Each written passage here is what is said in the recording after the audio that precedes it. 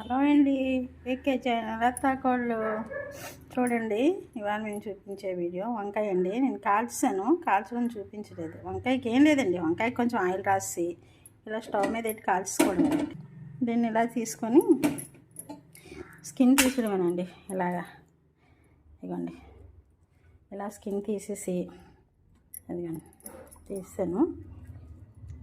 Skin మొత్తం తీసానండి. దీనికి ఇదిగోండి ఇలా పొరపొరగా వచ్చేస్తుందండి. కాకపోతే తీసుకోవడమే. దీనికి ఇప్పుడు ఏం చేయాలంటే స్పానర్తోని అలా చేసుకోవడమేనండి. మిక్సీ చేయకూడదు. మిక్సీ చేస్తే బాగోదు. మనం దీంతో ఇలా చేసుకోవడమేనండి. అలాగే దీనికి కావాల్సిన ఐటమ్స్ కూడా చూడండి. ఇదిగోండి, వెల్లుల్లిపాయలు, ఆనియన్స్, పచ్చిమిర్చి, ఎండుమిర్చి, అలాగే పోపులు, జీలకర్ర. నేను కొంచెం ఎక్కువ వేసానండి పోపులు. అవిను మీకు తగ్గించుకోవాలనుకుంటే తగ్గించుకోవచ్చు.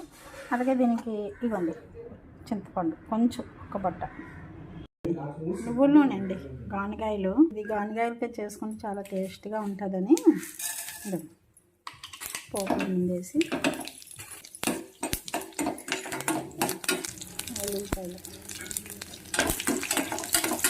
దీనికి ఆనియన్స్ ఎక్కువ ఏగవసరం లేదండి. కొంచెం పచ్చిగా ఉంటే పచ్చగా వేస్తే బాగుంటుందండి టేస్ట్.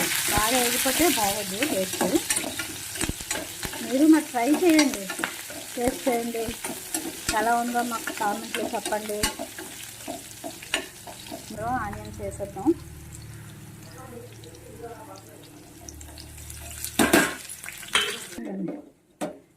అల్లం అండి, అల్లం అది ఫ్లేవరు టేస్ట్కి అల్లమేనండి, బాగుంటుంది, చాలా బాగుంటుంది. అలాగే కరివేపాకు. స్పెషల్ ఏంటంటే పచ్చిమిర్చి, కరివేపాకు ఇంట్లోనే, మా ఇంట్లో వచ్చినాయేనండి. మాకు చెట్టు ఉంది, కరివేపాకు చెట్టు ఉంది. అలాగే పచ్చిమిర్చి 4 గోళాలు వేసి ఉంచుకుంటాను, వస్తుంటాయండి. అలాగా అయిపోయి ఇప్పుడు వేసుకోలేనండి.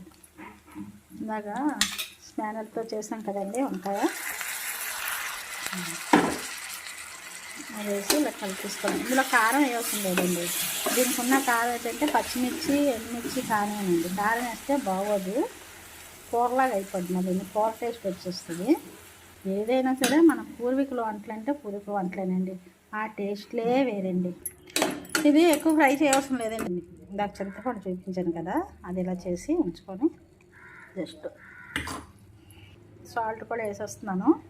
ఒకసారి కలిపి వచ్చని సరిపడినంత సాల్ట్. ఈ పచ్చిమిరపకాయలు, ఎండుమిర్చి, అల్లం వీటి వల్ల కారణం దీనికి టేస్ట్ అండి.